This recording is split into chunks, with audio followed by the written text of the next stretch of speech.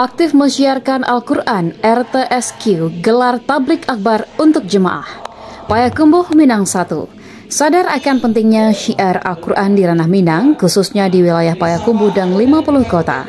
Rumah Tahsin Syiar Quran RTSQ menggelar tablik akbar Minggu 28 September 2025.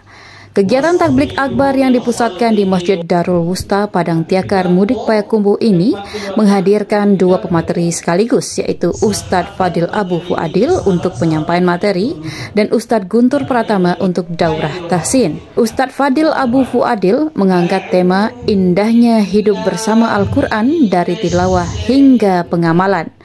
Dalam paparannya, Ustadz lulusan Yaman ini menggarisbawahi perihal penting kembali belajar dasar-dasar ilmu tajwid dan pengaplikasiannya.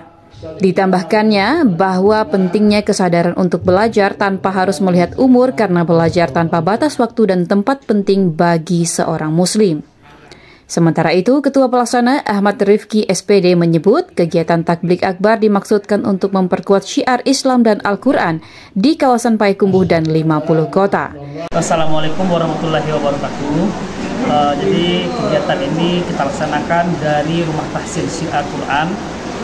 Kita adalah lembaga pendidikan, belajar tahsin untuk dewasa, belajar gratis di tempat kita, dan insya Allah kita akan membagikan juga paket serta Al-Quran gratis.